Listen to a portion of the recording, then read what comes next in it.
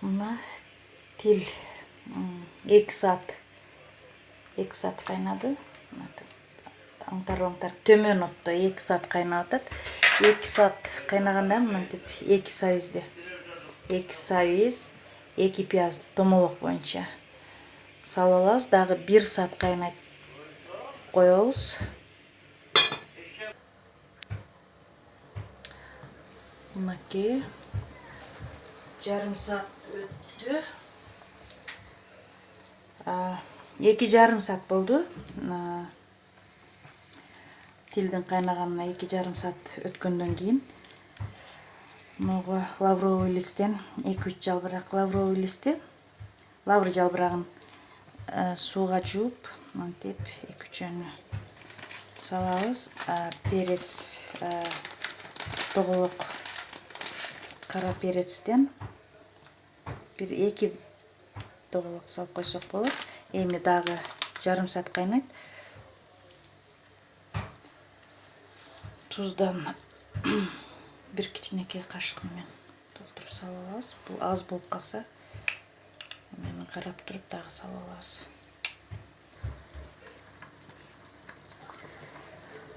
Мынакей отту өчүрүп алабыз. Тил даяр болду.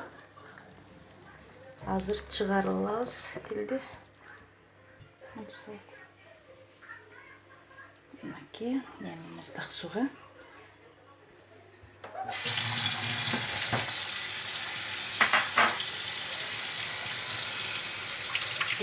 сыйрып алабыз. Муздак сууга салып сыйрысак, тил бат сыйрылат. Асыктайынан башкасы.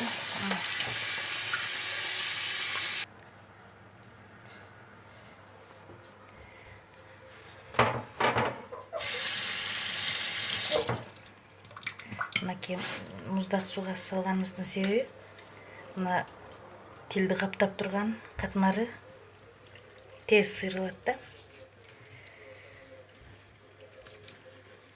Мынакей.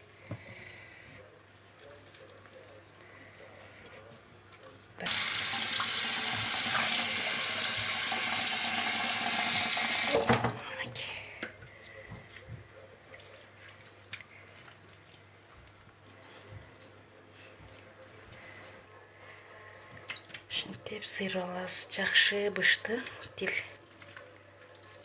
3 сааттан бир аз 3 саат 10 минутта бышыптыр.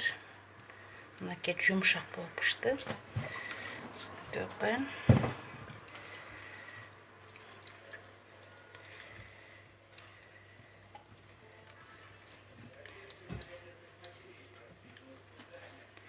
Жана биринчи айтпай кетиптирмин.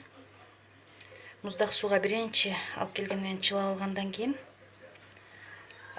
лимондун кесиндиси менен сүртүп чыкса дагы, лимон жакшыдан берет. Сүртүп чыкса дагы болот эле да, лимон. Мынакей баарын сыйрып алдым. Эми кесебиз.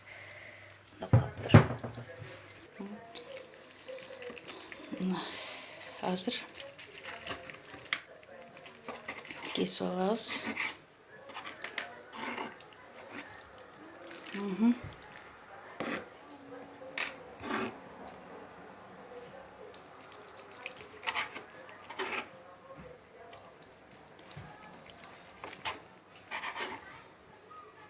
Тил эң пайдалуу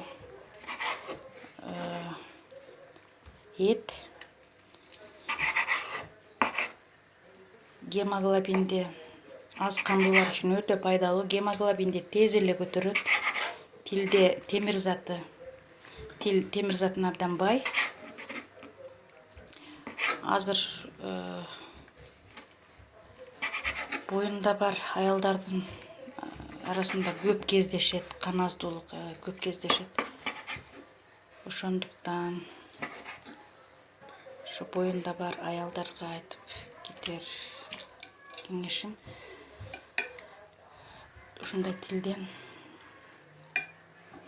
ойдун тилинен бат жеп турсаңар тез эле канды көтөрүүчү касиетке микроэлементтерге бай, темир затына бай.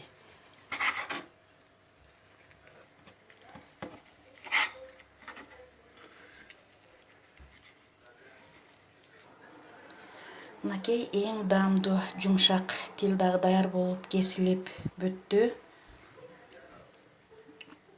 Ушундай кылып жасап жесеңиздер болот. Тилди туура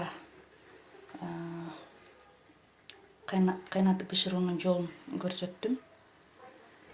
Эмики видеого чейин сак саламатта туруңуздар. Видео жакса эгер жазылып кетиңиздер, лайк басыңыздар, комментарий калтырыңыздар.